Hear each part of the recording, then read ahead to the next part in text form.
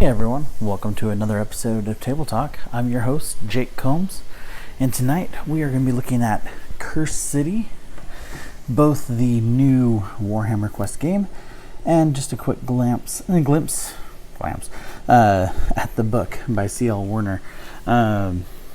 So, to begin with, those that are able to get a hardcover copy of the book, at least the first releases of it, will receive this special character, Morval Albrecht. The model that was used for him was one of the 4 models in the main Battle Mage set.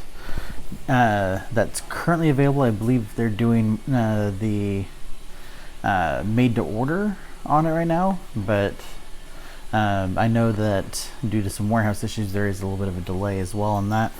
Now the book itself, at least from what I've seen in some of the Facebook groups that I'm in, the author was actually in it and did say that this is a prequel to the story that you'll be playing in Warhammer Quest Cursed City.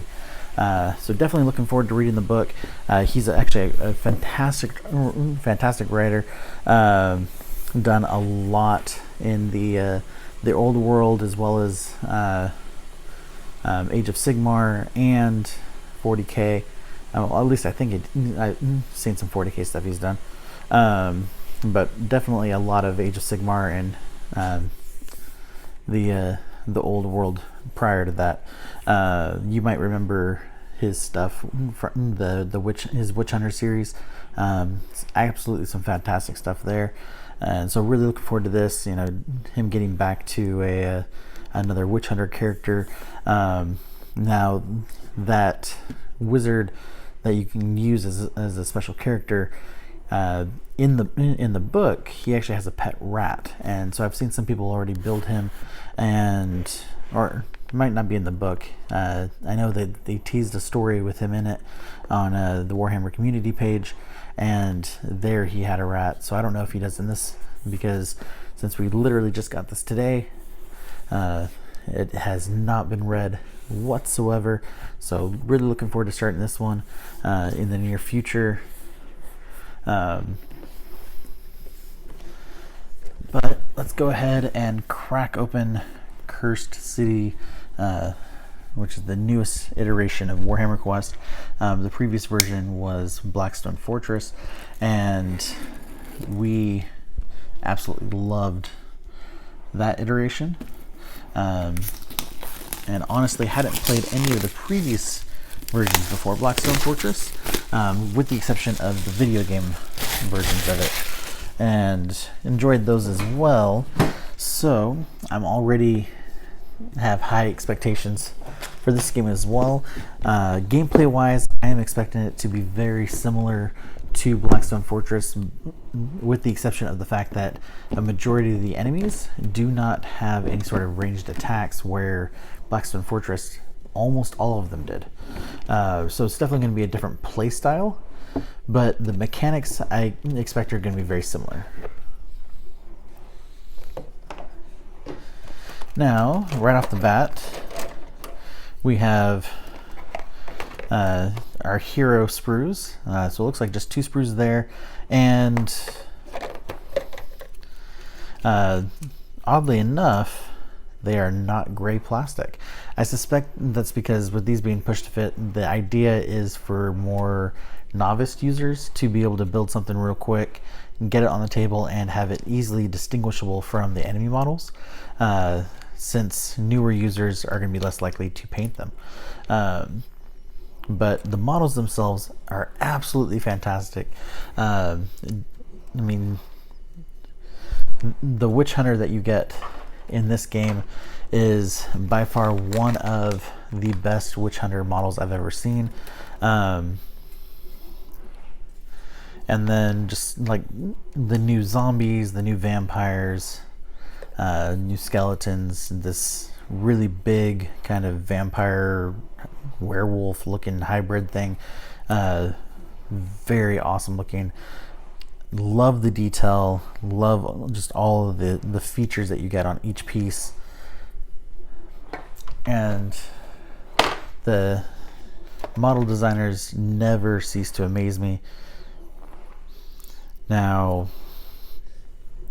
from what I've read, the scale on these models is slightly smaller, or sorry, slightly larger than that of the Warcry Catacombs box. I suspect that it's just that it's the same scale, but these models just tend to be a little bit taller as far as the total space. Like, just because, you know, like right here we have a spearman with a banner, and so he's going to stand taller than you know, your standard kind of sneaking elf or cultist. But one thing that I thought was kind of odd originally when they showed the pictures was the fact that all of the zombies had graves basically strapped to their backs. And reading a little bit more into it, they do that because with the undead being such a problem in this city, they basically have them, you know, strapped to their tombs, so they're less likely to rise from the dead. But these ones are just obviously strong enough that they took their tombs with them, or at least their gravestones anyway. But all of the details are absolutely fantastic. There's a lot of great rat swarms models and bat swarms that, if you can get a hold of a second set of these, you'll be able to have some great addition to your bits box. From what I understand, you're only going to have just a couple parts left over from some of the skeletons, and the rest are going to get used up. But again, the models are absolutely fantastic. Love the detail. Now, as far as the divider goes, typically the divider you get is another copy of the cover itself. This time it is not black on one side and then kind of streaks of red on the other. Then we have 2 bags of bases, one really big base as well. I never remember the millimeters of the different sizes. And then we have our bag of various dice, a lot of D6, and then some special die as well. It looks like variations of the D12 and some D8s. So, now this is interesting. So right off the bat, so we have an ad for the book. In this package right here, we have the rule book and looks like a couple other books as well, including our assembly guides. But packaged with it was an errata for the assembly. Now, I'm curious what has changed. I'm guessing it's probably just that the wrong numbers were printed. Now, where did my knife go? Oh, there it is.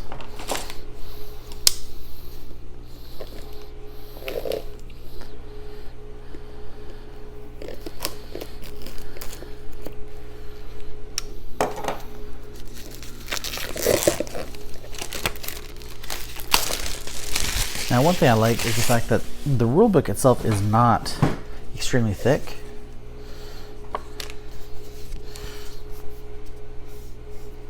So we have the Ulfenkarn Imperil envelope. Specifically says, do not open this until the final assault. Decapitation journey has been completed. So definitely curious to see what's in there. So we have the rule book, and it actually says read this first. Full color pages, including showing all the different models in the set as well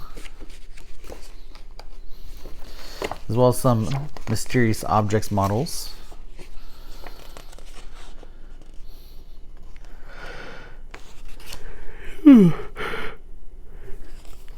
Excuse me. And showing kind of some of the difference between some of the models themselves as well.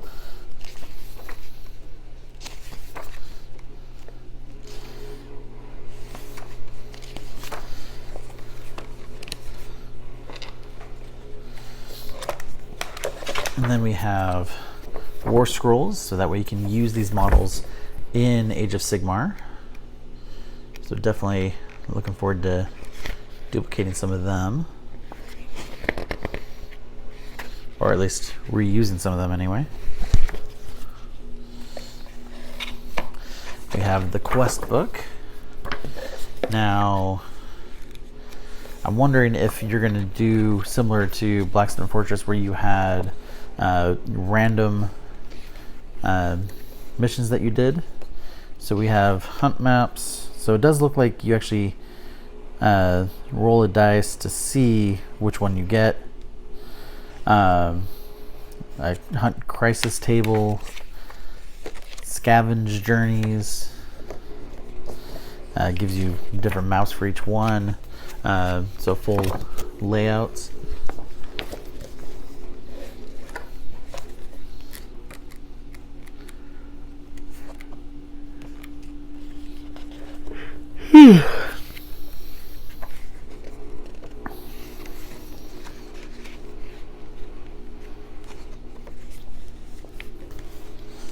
So that book is much thicker. So now we have the assembly book, and as always, it's a full color book showing you exactly which pieces are being used. So we're going to skim ahead until we find the dwarf.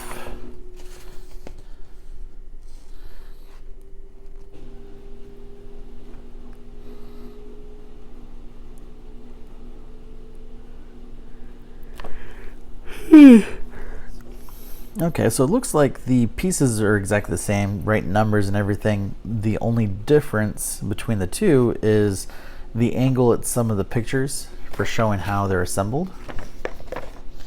So it makes it easier to understand. I'm going to go ahead and put that on that page so that way it doesn't get misplaced. And then we have our character cards, enemy cards,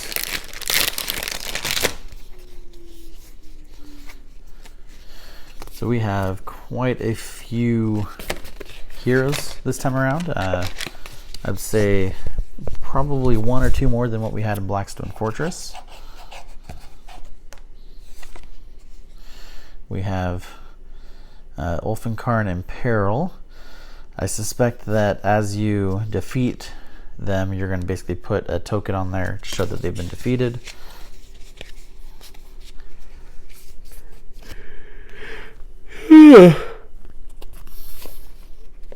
And then each of the enemies, which they also have a second side. So basically, I believe it's at night they become empowered, and so that gives them some additional abilities to kind of make things a little bit more difficult for you. Then we have our deck.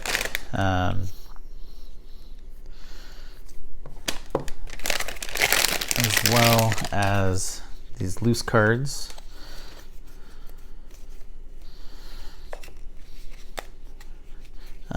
Discoveries, traits of different weapons, looks like.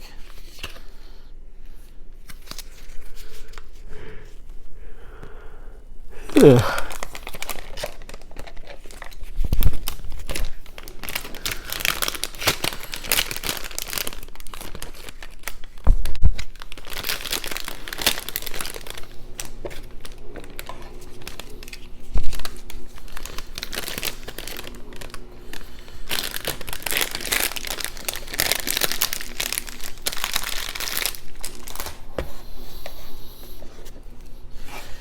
And then next we have basically this last sleeve.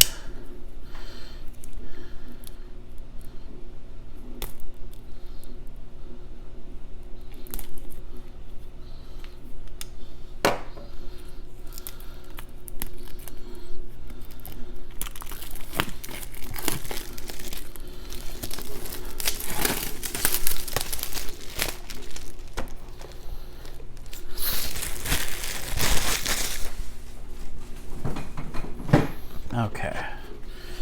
So, as we look at each one, we're going to put them back in the box just so that nothing gets misplaced. So here we have all of our tokens. We also have our our clock to show you when things start to go bad for you. And then as well as the different grave tokens, identifying, I'm guessing, when each one's defeated, as well as wounds on your characters. Below that is just a bunch of empty bags that you can use. So we have our map tiles. Each one is double-sided. A lot of great detail on these, and definitely looking forward to getting them out and building and playing with them. Some more double-sided tiles. Again, just fantastic detail. Now, I have seen some people already start to make some 3D representations of these tiles, and would love to get a set of those myself to do up.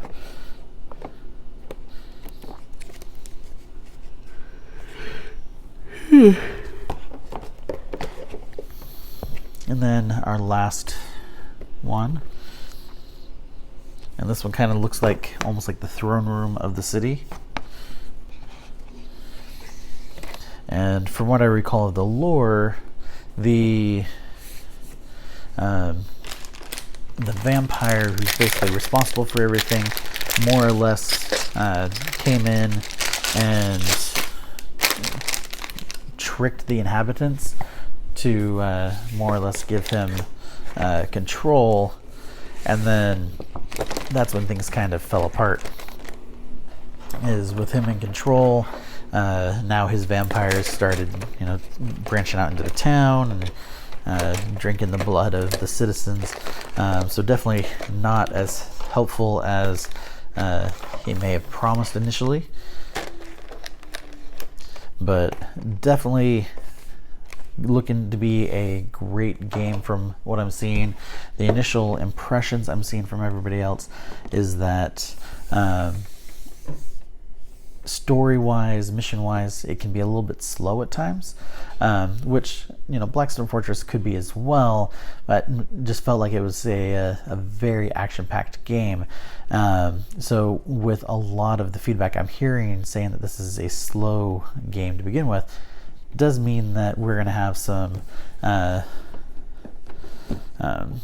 differences between gameplay, just in the fact that if you go from one and expect it to be similar and be exactly the same, it might not be. But the stat cards, some of the abilities and things like that are very similar to what we've seen in Blackstone Fortress.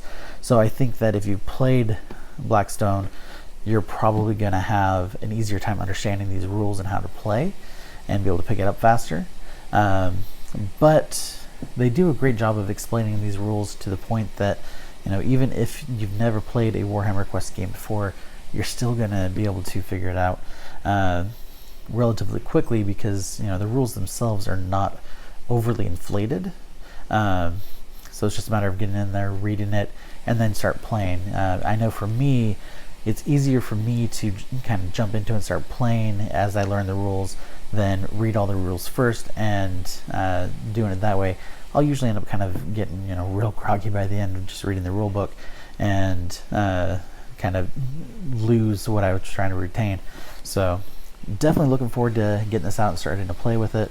I know that on my painting table I am nearly done with our extra Blackstone Fortress models that we're working on, and once I'm done with that, I'm going to be starting to work on some Warcry.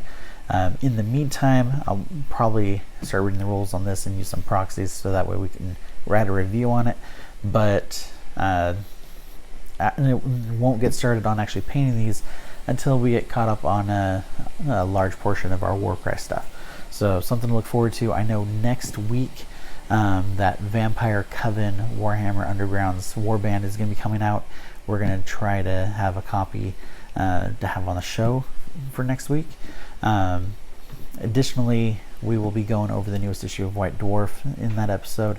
And we also have a couple older releases, but new to us, that we'll be going over from the Skaven armies, mostly for pieces to go towards a diorama I'm working on. But definitely a lot of great bits as well. Plus, having those extra models will definitely help towards my Skaven Warband as well. So definitely looking forward to those. That's it for tonight. Thank you guys for watching, and as always, I will catch you all next week. So definitely a lot of good things to look forward to. Until then, have a good night. Thanks.